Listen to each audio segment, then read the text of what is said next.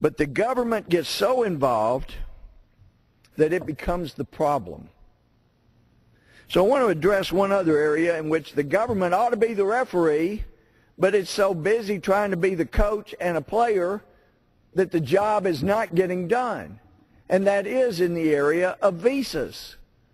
Well, apparently we have this EB-5 program that in essence says if you're a non-American but you want to come into the United States and you got $1 million and you're willing to invest it in the U.S., hey, we'll give you a visa, one of these EB-5 visas.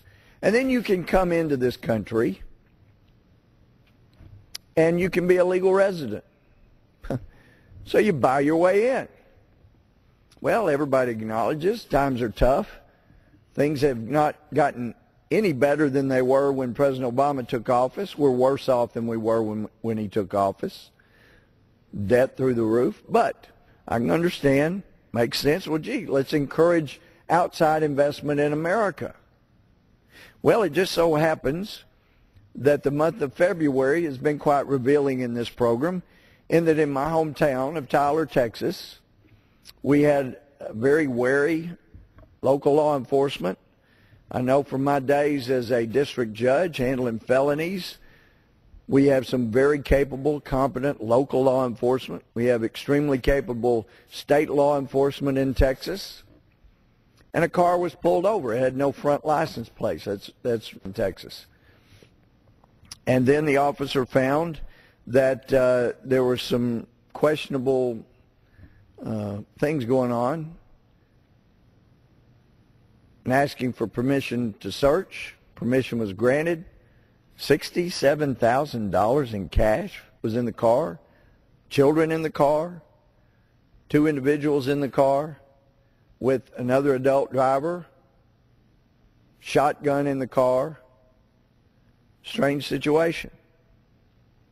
When they were taken in for their violations, the name was run, the shotgun was run. Lo and behold, they hear from the federal government. ICE says, we're in charge, these folks are ours. So they take them from Tyler, Texas detention to Dallas to the detention there.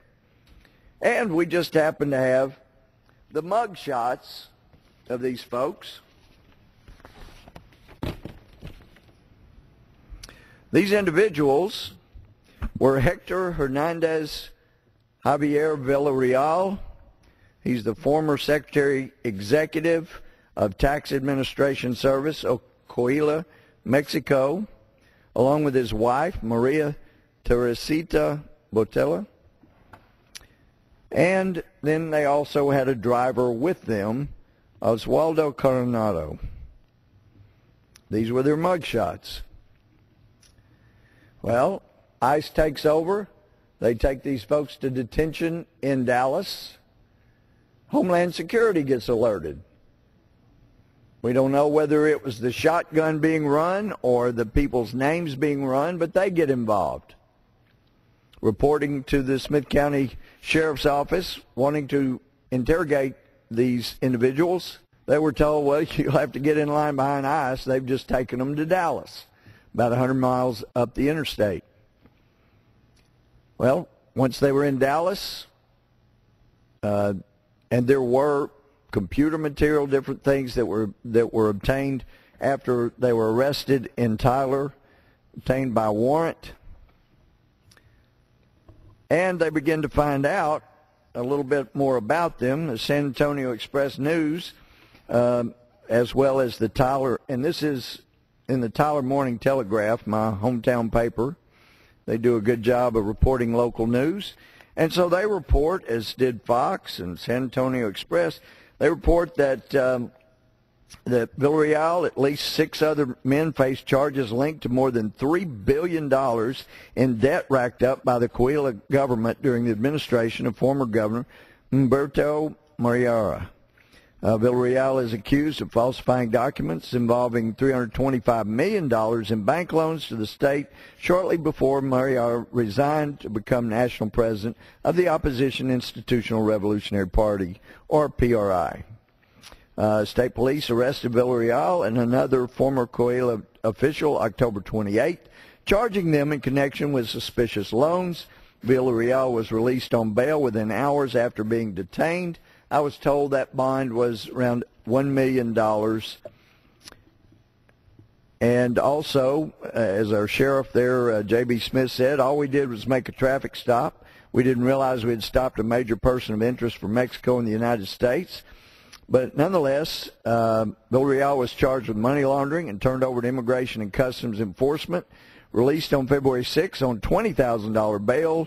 According to jail records, Carl Rusnock, the ICE spokesman in Dallas, would not comment on the situation. 3 days later, federal investigators in Mexico issued a warrant for Villarreal's arrest. Members of Mexico's ruling National Action Party, or PAN, are asking the same questions. Why was Villarreal able to enter the U.S. and why was he released? We're giving visas to people because they promised to come in here and invest $500,000 or $1 million in the U.S. What, do we need to change the inscription on the Statue of Liberty? Give us your tired, your fugitives, your embezzlers. Give us your criminals longing to stay free. You know, some of us have been pretty critical of the Mexican government not being tougher on corruption. And here we have a case where it appears the Mexican government is trying to crack down on corruption. And I know from my days as a judge, when somebody is released on bond, they're not allowed to leave the country.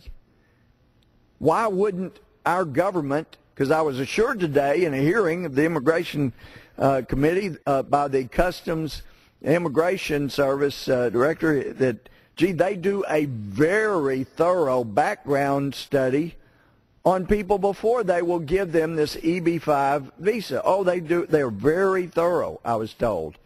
And I'm looking forward to the report from the director that he promised me today in the hearing as to exactly what happened here, why they didn't pick up that these people were being charged in Mexico with embezzlement of hundreds of millions, maybe even billions of dollars.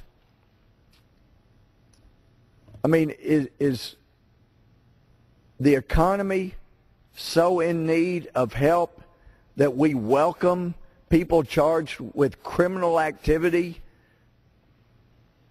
to come in as long as they'll invest their dirty money in our country? We need to have better standards than that. We need to be the country that was, as it once was, a rule of law nation, where the law mattered. But once they were in Dallas, the State Department, I was told by the law enforcement, it was only a day or two later, the State Department said, you know what, these people are wanted fugitives. We need to hang on to them. They're gone. And they haven't been found. And they told local law enforcement that they had access to private jets so they could come in and out of the United States when they were ready to. Well, I hope they find them. As a former prosecutor, former judge, Chief Justice, the law needs to be addressed. And in the meantime, here in Congress, we did have a hearing today with immigration officials, including the Inspector General of the Immigration Service, CIS, and I was told during the hearing that if the chairman of our Immigration Committee will request an investigation, the IG will do that investigation, and I'm hopeful that will be forthcoming. We've got to clean up this administration's mess. It's bad enough the damage that's being done to Medicare and our seniors.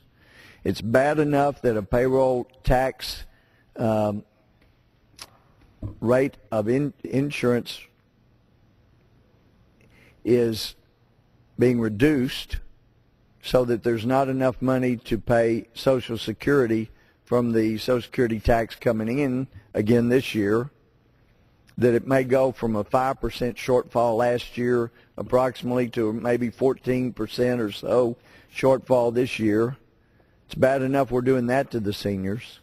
Bad enough what Obamacare will be doing to the seniors and making it difficult for them to find the care they need in the years to come unless we repeal Obamacare. But now we have to deal with fugitives coming in from Mexico because they were willing to invest money that the Mexican authorities allege was stolen, embezzled money. At some point, it's time to stop hurting American citizens who have contributed and been law-abiding for their lives.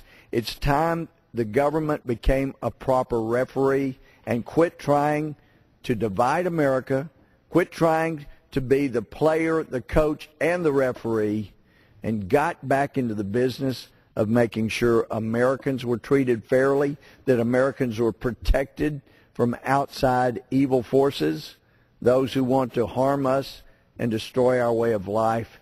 It's time to get the United States government back into the business of providing for the common defense, making sure there's a level playing field, encouraging competition, not rewarding cronies who have some wild-eyed scheme of something that they call green energy while the rest of America can't even fill up their gas tanks. It's time to do the job that is given to Congress, that is given to the President in the Constitution. And once we get back to that and concentrate on doing that well, America could make another 200 years. And with that, Mr. Speaker, I yield back.